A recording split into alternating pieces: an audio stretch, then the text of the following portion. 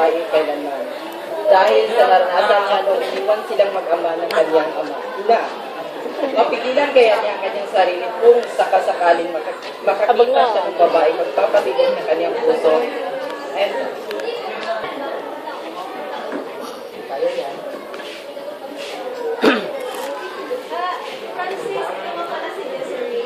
Hindi naman fits. All the names. Francis.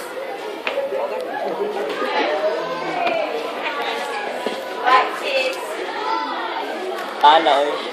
Narrator.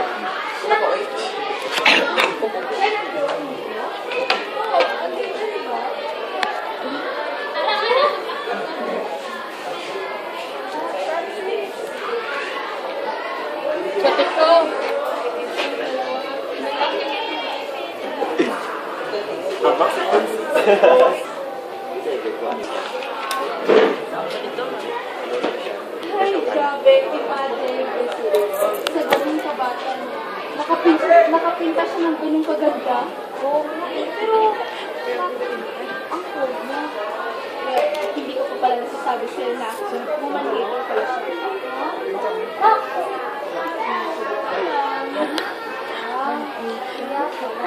Bakit? Bakit tayo?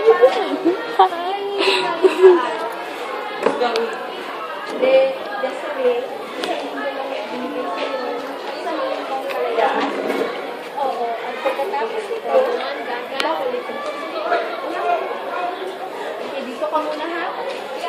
Ay! May nakalimutan na tayo sa bahay ni Francis.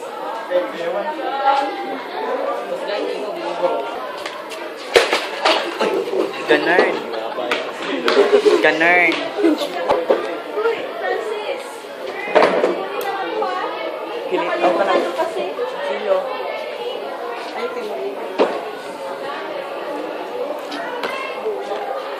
Masyadong mahihing. Sino? Sige. Bakit? Gusto mo siya? Ano bang sinasabi mo? Well, wala naman. Nagkakunta, masama ba?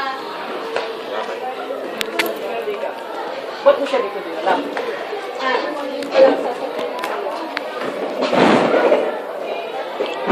Si Des kasi masakit siya sa cancer. Sabi ko lang binigay ko kaya ang dugo sa kanya. At pagkatapos nito, babalik siya. Kaya sa isang linggong yun, dapat mag-enjoy siya. Diba?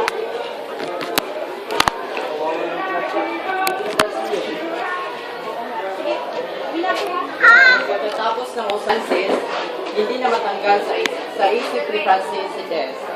Lumipas ang 3 araw ay hindi naintindihan ni Francis ang kanyang sarili.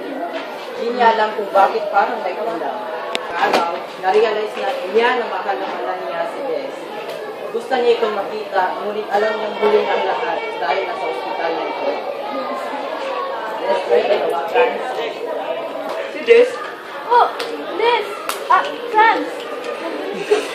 Sa hospital na siya, inooperahan na. Kapag hindi ko din alam kung magiging successful ang lahat.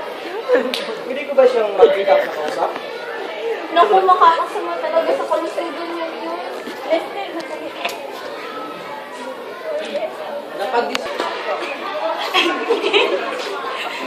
No, pwede ko ba siya makausap? Pwede. Sandali lang to. Please! Nami si Phil ko, no? Bago na si Phil. Malag maliit ka, pero yung pinilana na pero formal sa okay. Kilo, buhay ko hindi lang sa ito. Mahal kita, Des.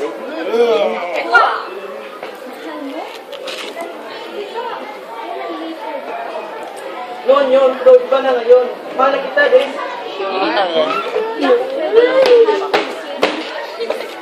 Mamamatay rin naman ako. Wala kong pakialam. Basta, mahal kita. Please, please, please. Ang gani. Di ba yung minaw?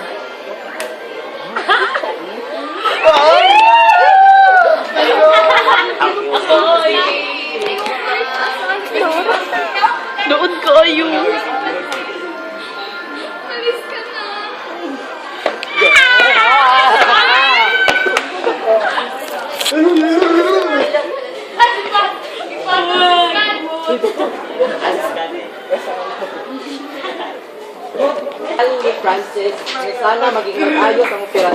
Isang pare sila. At hiniling niya din na sana hindi anong mangyari.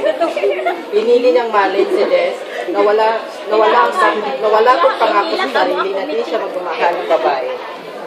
Dory mo doon. Huwag kang mag-alala. Pipilit ko lang magpapangako sa iyo na magiging okay ang lahat. Saan mo lang ako ulit? Salamat. Ikaw first.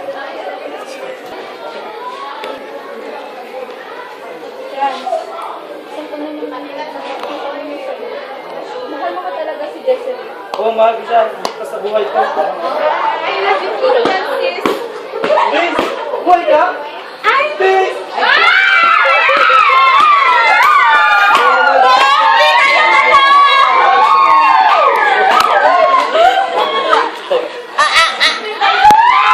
Diyan, diyan, diyan! Kaluog. Papa na ko. Wala na, paong na.